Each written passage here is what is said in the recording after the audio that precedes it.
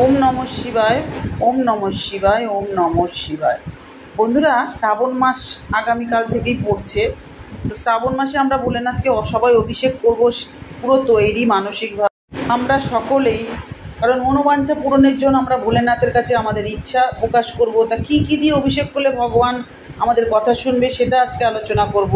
আর আপনারা জানেনই তো, শ্রাবণ মাস অবশ্যই ভোলেনাথের মাস, তাছাড়াও এটা পার্বতীরও মাস। দেবীর কৃপা পেতে আমরা সঠিক নিয়মে যদি সবুজ কাচের চুড়ি পরি, তাহলে আমরা মাতা পার্বতীর আশীর্বাদ প্রাপ্ত হব। তো যাই হোক বন্ধুরা, আমি আজকে এই বিষয়েও আপনাদের সাথে বিস্তারিত আলোচনা করব, কী নিয়মে কাচের চুড়ি পরবেন। আর বলবো, এই সমস্ত কিছু আলোচনার আগে বলবো, নতুন হয়ে থাকলে অবশ্যই চ্যানেলটা সাবস্ক্রিপশন করে পাশে থাকুন। এই তথ্যমূলক ভিডিওটি বন্ধু ও আত্মীয় পরিজন সকলের সাথে শেয়ার করে দিন, তারাও উপকৃত হবে এই ভিডিওটা পেয়ে। তো বন্ধুরা, আজকে আমি প্রথমেই বলে নেব, ভোলেনাথের যে 12টা ধাম, সেই ধামেই যদি আমরা এই শ্রাবণ মাসে যাই, তাহলে আমাদের কি কি ফল লাভ হয় সেটাও আমরা জেনে নিই। তো চলুন আগে ভোলেনাথের 12 ধামের কি ফল প্রাপ্তি ওখানে গেলে। ওম নমঃ ভগবতে রুদ্রায় নমঃ। প্রথমে কেদারনাথে যদি আমরা যাই, তাহলে আমাদের মুক্তি লাভ ঘটবে। তারপরে আসি মহাকালেশ্বর, সকল ভয় থেকে মুক্তি পাবেন। কাশী বিশ্বনাথ, সকল প্রকার কর্ম থেকে মুক্ত। বৈদ্যধাম, সকল প্রকার রোগ থেকে মুক্তি। ত্রম্বকেশ্বর, এখানে দর্শনে সকল প্রকার মনের ইচ্ছা পূরণ হয় ভক্তদের। সোমনাথ মন্দির, সম্পদ এবং শাস্তি লাভ। ঘৃঞ্চেশ্বর, সমৃদ্ধি লাভ। রামেশ্বরম, এখানে স্বর্গের প্রবেশদ্বার লাভ হয়। ভীমশঙ্কর, দর্শনে বিজয় লাভ হয়। মল্লিকার্জুন, সকল প্রকার অভয় রূপ থেকে মুক্তি লাভ ঘটে। ওঙ্কারেশ্বর, দর্শনে আরাম এবং শান্তি লাভ হয়। নাগেশ্বর, এই মন্দির দর্শনে সমস্ত প্রকার পাপ বিনষ্ট হয়। তাহলে আমরা চেষ্টা করব এখানকার কোনো একটা মন্দিরে যদি আমরা যেতে পারি, তাহলে আমাদের এই ফল প্রাপ্তি হতে পারে। ভোলেনাথ হচ্ছেন আশুতুষ্ট, মানে অল্পতেই যিনি সন্তুষ্ট হন তাকে আশুতুষ্ট বলা হয়। তো ভোলেনাথকে আপনারা যা হোক, জলও যদি প্রদান করেন, মন দিয়ে ডাকেন, তাহলেও কিন্তু ভোলেনাথ সমস্ত ইচ্ছা পূরণ করেন। তো আজকে আমি মেন বিষয়ে চলে যাই। ভিন্ন ভিন্ন জিনিস দিয়ে অভিষেক করলে ভিন্ন ফল লাভ হয়। শ্রাবণে কি দিয়ে শিবলিঙ্গের অভিষেক করবেন জেনে নিই আমরা। সোমবার সোমনাথের বার, শ্রাবণের সোমবার দেবাদিদেব মহাদেবের মূর্তি বা বিগ্রহ বা শিবলিঙ্গে যদি জলদান বা অভিষেক করা যায়, তাহলে বিভিন্ন ফল লাভ হয়, শুভ ফলও প্রাপ্ত হয়। দেবাদিদেব মহাদেবের মাস হলো এই শ্রাবণ মাস, ভীষণই পবিত্র মাস এটা। এই মাসে ভগবান শিবের পুজো এবং উপাসনায় বিশেষ ফল প্রাপ্তি হয়। প্রচলিত বিশ্বাস অনুযায়ী শ্রাবণ মাস দেবাদিদেব মহাদেবের এবং দেবী পার্বতীর পুণ্য মিলনের মাস।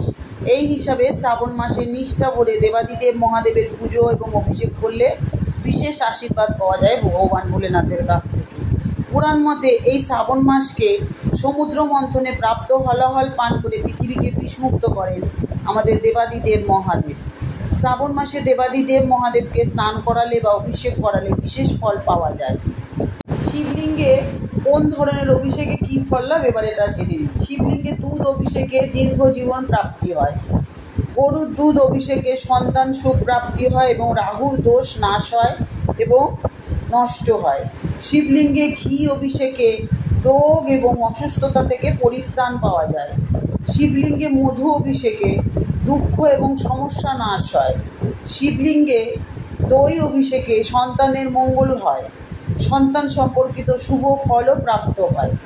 শিবলিঙ্গে যদি চন্দন অভিষেক করা যায়, তাহলে ভাগ্যের উন্নতি হয় এবং শরীর স্বাস্থ্য ভালো থাকে। শিবলিঙ্গে বিভূতি যদি অভিষেক করা যায়, তাহলে কর্মে সফলতা আসে এবং কর্ম সংক্রান্ত বিষয়ে শুভ ফল প্রাপ্ত হয়। এই বিভূতি অভিষেক কি সেটা বলি। বিভূতি শব্দের অর্থ হলো, যার বাংলা অর্থ ঐশ্বর্য, শক্তি, সমৃদ্ধি এবং ভস্য।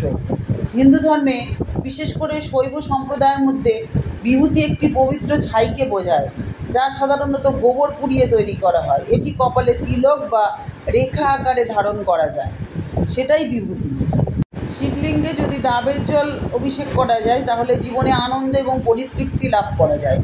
আর যদি পঞ্চামৃতে অভিষেক করা যায়, যেমন পাকা কলা, গুড়, মিছরি, বীজহীন খেজুর এবং মধু, যদি এগুলো অর্পণ করা যায়, তাহলে ধনসম্পদ প্রাপ্তি হয়। অনেকে হলুদ দিয়েও অভিষেক করে, জানেন তো। আমি গতকাল একটা ভিডিও দিয়েছি আমার এই চ্যানেলে, পেয়ে যাবেন। লাল আবির দিয়ে, অশ্বগন্ধা দিয়ে আর অগুরু দিয়েও ভগবান ভোলেনাথকে অভিষেক করা যায়। সেগুলো কি ডিটেলসে জেনে নিন ওই ভিডিওর মাধ্যমে। আর এই পুজো কিন্তু নারী পুরুষ নির্বিশেষে আপনারা শ্রাবণ মাসের সোমবারে দেবাদিদেব মহাদেবের পুজো করবেন এবং দেবাদিদেবের আশীর্বাদ পাবেন। এবার আমি যাব আমার পরের বিষয়, সেটা হচ্ছে সবুজ চুড়ি আমরা পরবো, কী নিয়মে, কেন পরবো, সবটাই আমি এখন বিস্তারিত বলব। ভোলেনাথের প্রিয় হচ্ছে এই সবুজ সাদা। আপনারা এই সময় সবুজ সাদা সব রকমেরই আপনারা ব্যবহার করতে পারেন। সবুজ তো ভীষণই প্রিয় ভোলেনাথের, কারণ বর্ষাকাল হচ্ছে সবুজে সবুজ। বৃষ্টির সাথে আমাদের সবুজের সম্পর্ক, সমস্ত গাছে পাতা সবুজ হয়ে আছে। এই সময় আমাদের ধরিত্রী পুরো সবুজ হয়ে থাকে। এই মাস জুড়েই সবুজের সমারোহ, তাই আমরা সবুজকে আপন করে ব্যবহার করি এই মাস জুড়ে, কারণ ভোলেনাথেরও প্রিয় রং হচ্ছে সবুজ। আর সবুজ চুড়ি পরলে আপনারা পার্বতীরও আশীর্বাদ পাবেন। আর আপনাদের আরেকটা কথা বলি, অভিষেকের কথা আমি আগে বললাম, অভিষেক আপনারা কিন্তু এই বর্ষার জলে আপনারা করাতে পারেন। বর্ষার জল আপনারা ধরে রাখবেন শ্রাবণ মাসে, সেই জল দিয়ে অভিষেক করলেও কিন্তু ভোলেনাথ ভীষণই খুশি হন, কারণ শ্রাবণের বৃষ্টি ভীষণই পবিত্র। সব কিছুই করতে পারেন, যে কোনো পবিত্র কাজ এই জল দিয়ে। এবার আসি, শ্রাবণে মাতা পার্বতীরও মাস। দেবীর কৃপা পেতে সঠিক নিয়ম মেনে এই কাচের চুড়ি পরলে আপনারা সৌভাগ্যবান হবেন এবং সৌভাগ্যবতী হবেন।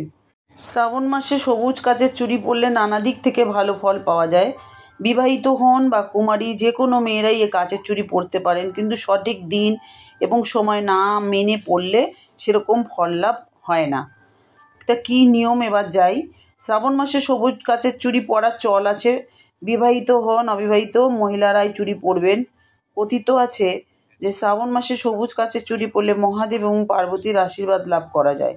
সবুজ কাচের চুড়িকে সৌভাগ্যের প্রতীক হিসাবে গণ্য করা হয়। তবে এই চুড়ি পরার বিশেষ কিছু নিয়ম আছে, সেই নিয়ম মেনে পরলে তাহলেই আপনারা ফল লাভ করতে পারবেন। তো কী নিয়ম সেটা জেনি। সবুজ কাচের চুড়ি পরার সঠিক নিয়মগুলো হলো, শুক্রবার এবং রবিবার দিনগুলি কাচের চুড়ি কেনা বা পরার জন্য উপযুক্ত। শ্রাবণ মাসে যদি সবুজ কাচের চুড়ি পরতে চান তাহলে এই দুটো দিনকেই আপনাকে বেছে নিতে হবে। আগামীকাল শুক্রবার পরতে পারেন আর রবিবার পরতে পারেন প্রথম সোমবারটা, তাহলে আপনারা সবুজ চুড়ি পরেই জল দিতে পারবেন। চুড়ি মঙ্গলবার আর শনিবার কেনা যাবে না, এতে অমঙ্গল হতে পারে। রাতের বেলা কাচের চুড়ি কেনাও যাবে না, পরাও যাবে না। সকালবেলা অথবা বিকেলবেলা, অর্থাৎ সূর্য থাকতে থাকতে এই চুড়ি কিনতে হবে এবং পরতে হবে। এতেই কিন্তু মাতা পার্বতীর আপনারা বিশেষ কৃপা লাভ করতে পারেন। নতুন চুড়ি কেনার পরে পার্বতী মায়ের পায়ে সেই চুড়ি রেখে দিয়ে মাকে উৎসর্গ করে তারপরেই পরবেন, তাতে বিবাহিত জীবনে সুখ আসবে। আর নজর রাখবেন যে এই হাতের চুড়ি যেন ভাঙা না হয়, তাহলে চুড়ি যদি ভেঙে যায় সঙ্গে সঙ্গে চেঞ্জ করে নেবেন, নতুন আবার চুড়ি পরে নেবেন, তাহলেই ভগবানের আশীর্বাদ পাবেন। তো বন্ধুরা, ভিডিওটা কেমন লাগলো আমাকে কমেন্ট করে জানাবেন। আর আপনারা প্রত্যেক সময় যখন শিবের মাথায় জল দিতে যাবেন মন্দিরে, একটা প্রদীপ ঘিয়ের অন্তত জ্বালাবেন। সে আপনারা 4 মুখ কালাও জ্বালাতে পারেন বা একটা শিখাও দিয়েও আপনারা জ্বালাতে পারেন। তো আর বলবো, এতক্ষণ আমার সাথে থাকার জন্য, আমার কথাগুলো শোনার জন্য আপনাদেরকে অসংখ্য ধন্যবাদ। ভোলেনাথ সকলকে ভালো রাখুক, সুস্থ রাখুক, আনন্দে রাখুক, এই বলে আজকে ভিডিও শেষ করি। তো আজকে আসি, আবার দেখা হচ্ছে নতুন আর একটা ভিডিও নিয়ে। জয় ভোলেনাথ। শিব শম্ভু। ওম ত্রম্বকম যজামহে সুগন্ধিং পুষ্টিবর্ধনম উর্বারুকমিব